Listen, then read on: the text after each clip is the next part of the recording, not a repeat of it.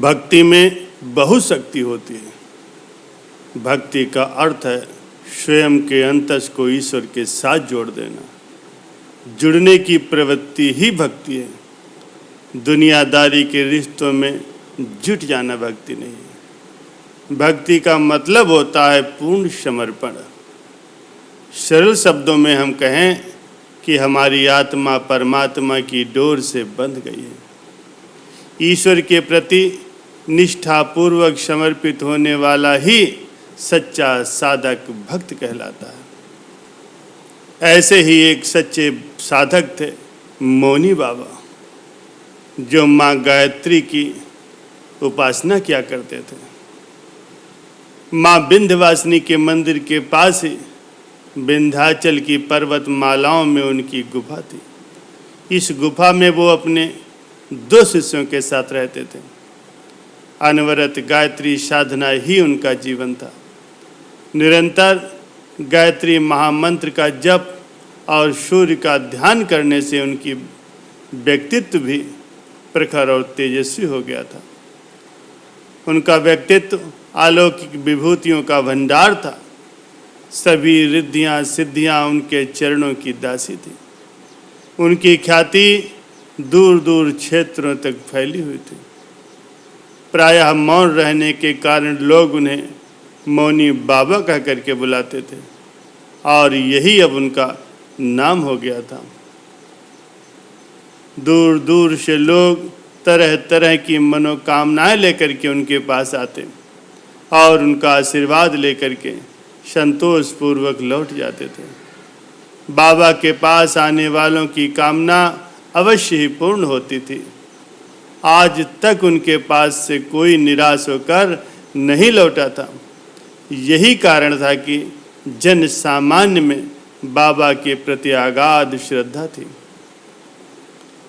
वैसे बाबा थे भी देवतुल्य, अत्यंत सौम्य शांत किंतु तेजस्वी मुखमंडल।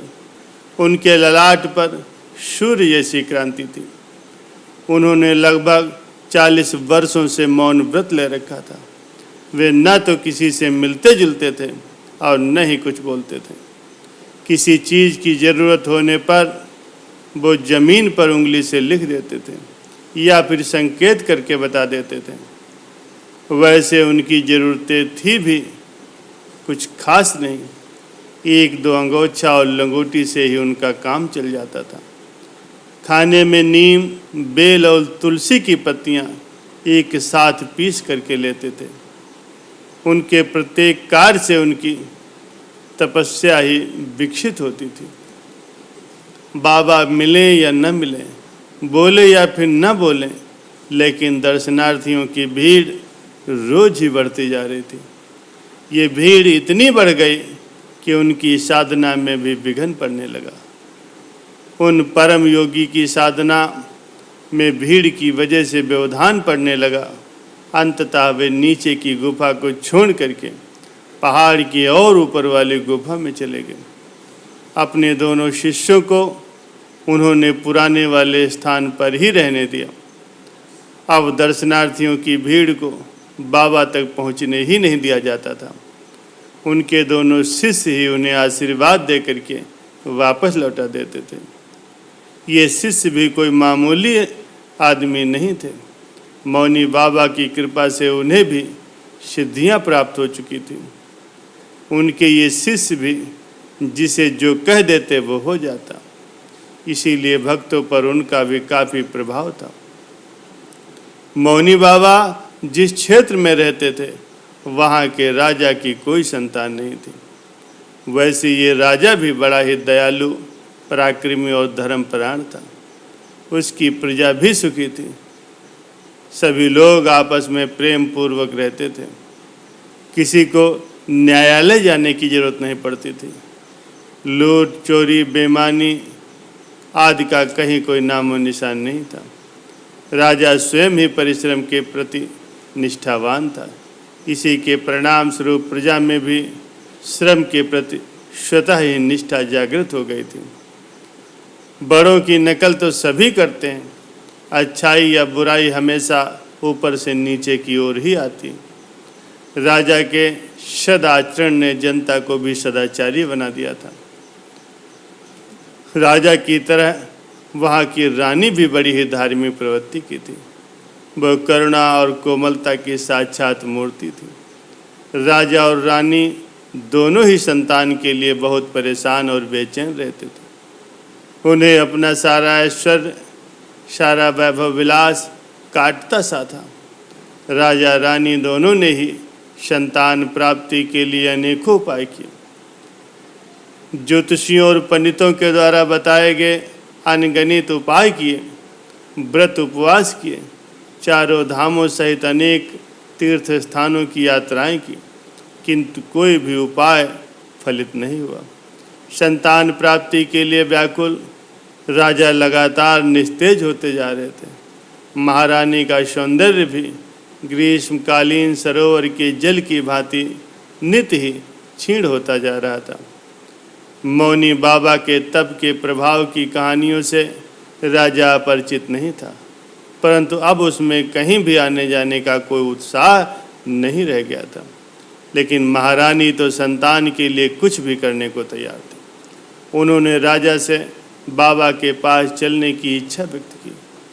पहले तो राजा ने मना कर दिया, लेकिन बाद में उसने रानी का मन रखने के लिए फैसला किया कि बाबा को यहीं दरबार में बुला लिया जाए। रानी का जैसे ही इसका पता चला तो उन्होंने मना करते हुए समझाया कि श्रद्धा से ही मनोवांछित फल की प्राप्ति होती है, फिर याचक को ही दाता के पास जाना चाहिए। अपनी महारानी की बात मान करके राजा दल बल के साथ बाबा के पास जाने के लिए तैयार हो गया।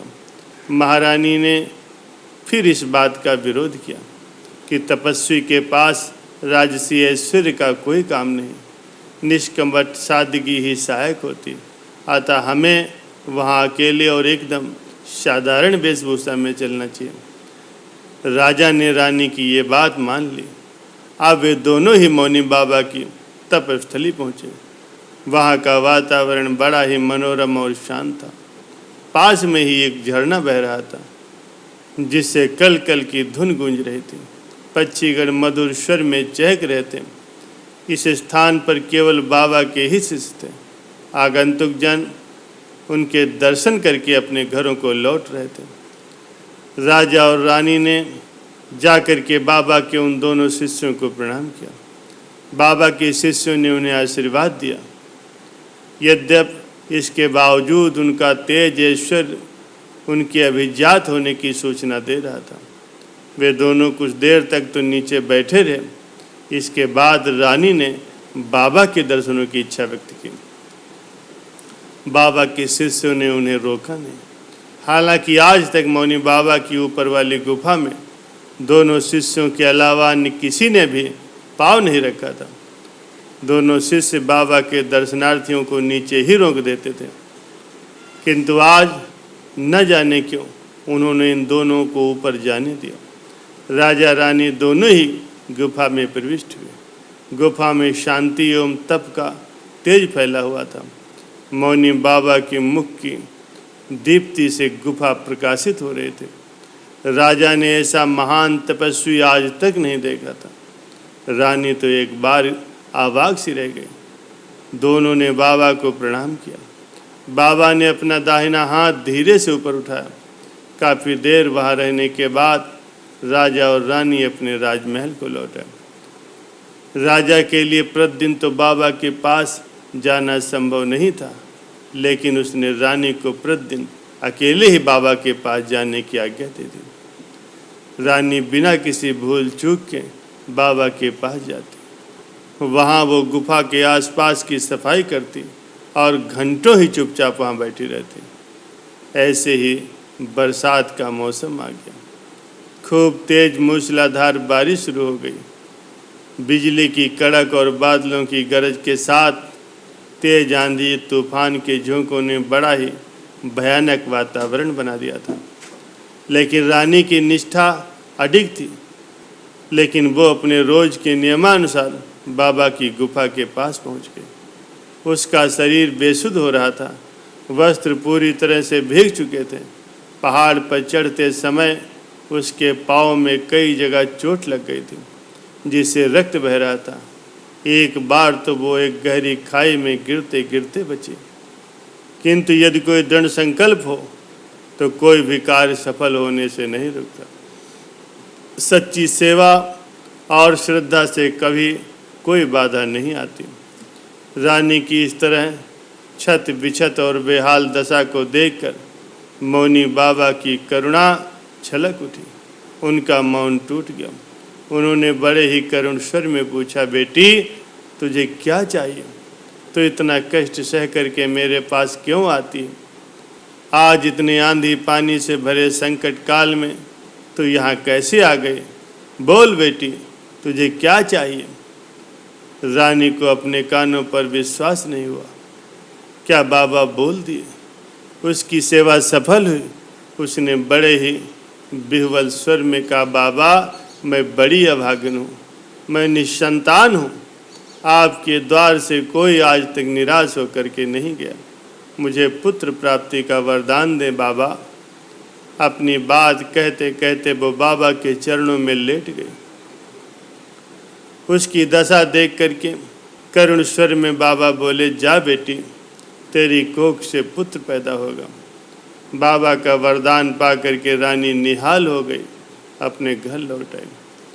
लेकिन बाद में बाबा ने ध्यान लगा करके देखा तो पता चला कि रानी के भाग में तो कोई संतान है ही नहीं। लेकिन अब क्या हो सकता है? उन्होंने तो वरदान दे दिया, उन्होंने अब निश्चय किया, अब तो मुझे ही रानी की कोख में जाना होगा।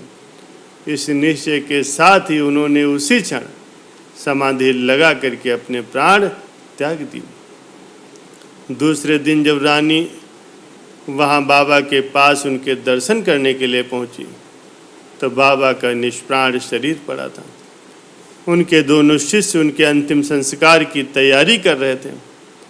ये देखकर रानी बहुत दुखी हुई, लेकिन बाबा के कथनानुसार वो गर्भवती हो गई। राजमहल में खुशियाँ छा गई। राजा ने मुक्त हाथ से प्रजा को दान दिया। गर्भकाल पूरा होने पर एक राजकुमार का जन्म हुआ। सुलक्षण एवं सर्वगुण संपन्न होने पर भी वो राजकुमार गूंगा था। काल प्रवाह में बहते बहते वो 12 साल का हो गया, लेकिन बोला कुछ नहीं। वैद्य हकीम आए, ज्योतिषी और पंडित आए, किंतु सभी के प्रयास निष्फल रहे। कोई भी राजकुमार से बुलवा न सका। अंत में ये राजा ने घोषणा करवा दी कि जो भी राजकुमार को बुलवा देगा उसे वो आधा राज दे देंगे। प्रायः गूंगा व्यक्ति बहरा भी होता है, लेकिन राजकुमार में दोष नहीं था। उसकी जीभ गूंगे व्यक्ति के विपरीत मुलायम और पतली थी।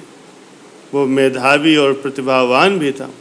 उसने थोड़े ही समय में सारी विद्याएं सीख ली। सभी कलाओं में वो पारंगत हो गया। एक दिन राजकुमार अपने सेवकों और मंत्री के पुत्र के साथ शिकार के लिए गया। हालांकि वो वहाँ पर बेमन से ही गया था, क्योंकि हिंसा वृत्ति उसे कतई पसंद नहीं थी। उस दिन इस शिकार टोली को देवयोग से कोई शिकार न मिला। लेकिन शाम को जब वे लोग वापस लौट रहे थे तो रास्ते में एक झाड़ी से एक हिरन बोल पड़ा। शिकारी दल के सदस्य उस पर टूट पड़े। हिरन मारा गया। हिरन की दुर्दशा देखकर राजकुमार करुणा भरे स्वर में बोल उठा, मैं बोला तो बोला, पर तू क्यों बोला? मैं बोला तो मुझे दोबारा जन्म लेना पड़ा, और तू बोला तो तुझे मृत्यु के मुख में जाना पड़ा। हाय रे भाग्य, बिना सोचे विचारे बोलना भी कितना दुखदाई होता। राजकुमार जब ये बात अपने आप से बोल रहा था तो पास में ही खड़े मंत्री पुत्र ने उसकी ये बातें सुन ली। उसने राजमहल में जाकर के राजा को सारी घटना कह सुनाई। राजा ने आश्चर्य और खुशी के मिश्रित भाव से पूछा, क्या राजकुमार सचमुच ही बोलते हैं? फिर एकाएक ही वो गंभीर होकर के बोले कि राजा से झूठ बोलने की सजा तुम जानते हो। मंत्री पुत्र ने कहा, प्रत्यक्षम किम प्रमाणम, मैं पूरे विश्वास के साथ कहता हूँ महाराज कि आपके राजकुमार गूंगे नहीं। सभा लगी, उत्साहित जन समूह उमड़ पड़ा कि आज राजकुमार बोलेंगे। साथ ही लोगों में ये भय भी व्याप्त था कि यदि बात झूठी निकली तो मंत्री पुत्र को फांसी दी जाएगी। थोड़ी देर में ही राजकुमार सभा में आए, लेकिन वे बोले नहीं। क्रोधावेश में राजा ने मंत्री पुत्र को फांसी की सजा सुना दी। उन्होंने सोचा ये राज्य के लोभ में झूठ बोल रहा है। सभा के बीच फांसी का सारा इंतजाम किया गया। सभी खामोश थे। जल्लाद फांसी के तख्ते को खिसकाने वाला ही था कि राजकुमार चिल्ला उठा कि इसे मत मारो, ये निर्दोष है।